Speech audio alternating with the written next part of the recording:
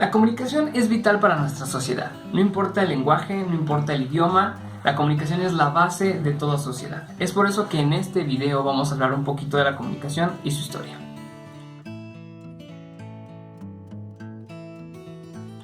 Pero, ¿qué es la comunicación? ¿Cómo podemos definirla? Bueno, la RAE lo define de la siguiente manera. Comunicación: acción y efecto de comunicarse. Trato, correspondencia entre dos o más personas. Transmisión de señales mediante un código común al emisor y al receptor. Bien, ya que tenemos claro lo que es la definición de la comunicación, ¿para qué es importante? ¿De qué nos sirve saber para qué es la comunicación? Bueno, la comunicación es la base de todo aprendizaje. Todo lo que sabemos es gracias a ella. Y esto se aprende desde casa. Es decir, nuestros primeros años de vida, cuando estamos con nuestra familia, en casa, con mamá y papá, las primeras cosas que aprendemos no son matemáticas, no son historia, no son geografía, son palabras. No son frases completas, son palabras. Es decir, nos dicen cosas como mamá y apuntan a mamá, papá y apuntan a papá, mesa, apuntan a la mesa, etcétera, etcétera, etcétera. Y esa es la manera con la que queremos empezar este video.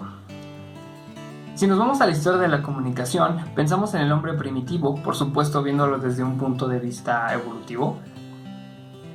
Los primeros modos de comunicación del hombre, de aquel hombre primitivo, eran por medio de gruñidos, golpes, algo muy salvaje, como si fueran animales. Claro que esto fue evolucionando a medida que el hombre evolucionaba.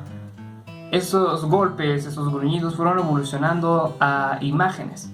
Imágenes que son las famosas pinturas rupestres que conocemos, que eran grabados en cuevas.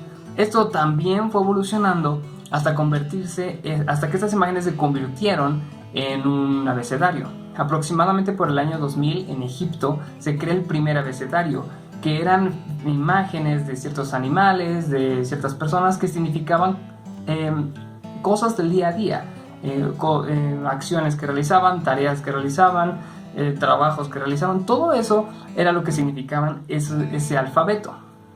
Sin embargo, es como en el año 1700 a.C., cuando en Siria se crea el primer alfabeto con sonidos para los símbolos, y cada símbolo tenía su propio sonido, y eso fue evolucionando hasta nuestros días, por supuesto. Ahora, también en Egipto, aproximadamente también en el año 2000 a.C., se crea el antecesor del papel, que era el papiro. Hay algunos registros de los primeros grabados en aquel material utilizado por los egipcios. Pero no es hasta el año 105 después de Cristo cuando en China se utiliza por primera vez el papel. En el año 1440 la creación de la imprenta. En el año 1600 la creación del lenguaje de señas, que iba a variar en todos los países o en todas las regiones, no iba a ser el mismo. Año 1835 a 1837 Samuel Morse inventa el código Morse y el telégrafo. Año 1850 Louis Braille crea el primer lenguaje para ciegos. Año 1876 Alexander Graham Bell presenta la idea del teléfono. En el año 1895 la creación del cine en Francia con los hermanos Lumière. Guillermo Marconi en 1896 presenta la idea del radio. En 1997 en Inglaterra se hace la primera transmisión de televisión. Año 1969 el alunizaje. En 1989 se crea la World Wide Net o www, que es lo que usamos en todos los links que usamos hoy en día. 1994 el primer teléfono inteligente. Año 2004 creación de muchas de las redes sociales que utilizamos hoy en día, entre ellas Facebook. En el año 2005 se crea YouTube, que es la principal plataforma de video utilizada en todo el mundo para generar contenido. Y gracias al uso de las redes sociales es que nos mantenemos comunicados a nivel global, sin ningún impedimento. Pero ¿en qué consiste la comunicación? ¿De qué se trata o qué factores la componen? Bueno, en un principio la comunicación requiere de 3 elementos: un emisor, un mensaje y un receptor. Lo más importante es el mensaje, por supuesto, necesita de un emisor y un receptor, pero el mensaje es lo que vamos a transmitir. Este mensaje puede tener 2 significados, uno denotativo y uno connotativo. El denotativo es el significado universal que tenemos de algo. el significado connotativo es el concepto individual o el significado individual que tenemos de una cosa. Por ejemplo, una puerta. Yo puedo pensar en la puerta de mi casa cuando digo una puerta. Sin embargo, la persona que reciba esa información, cuando yo digo puerta, puede pensar en la puerta de su casa, en la puerta de su escuela, en la puerta de su coche, en una puerta corrediza, en una puerta doble, en un zaguán.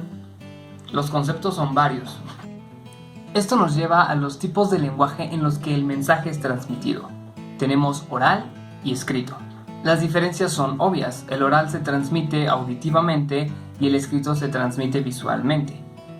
También hay que considerar que el escrito es un lenguaje mucho más amplio y generalmente es más formal. Esto se debe a que el escritor tiene tiempo para pensar y darle lugar a las ideas para generar una estructura más compleja en el mensaje. Sin embargo, el mensaje oral es más intuitivo, es más rápido y no tiene que ser tan formal necesariamente.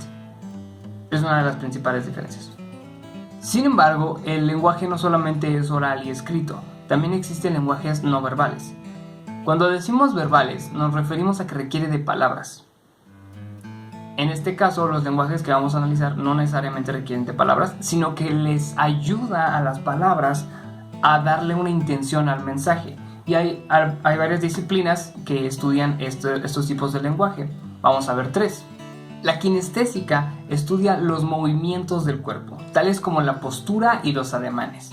Esto quiere decir que la postura, cuando estamos hablando, nos ayuda mucho a transmitir lo que estamos diciendo. Obviamente, nuestro cuerpo se va a adaptar al mensaje que queremos transmitir. También los ademanes que realizamos, las gesticulaciones en nuestro rostro y el cómo fruncimos el ceño nos va a ayudar a darle el mensaje correcto a lo que estamos queriendo transmitir también. La paralingüística. La paralingüística estudia los elementos de la voz.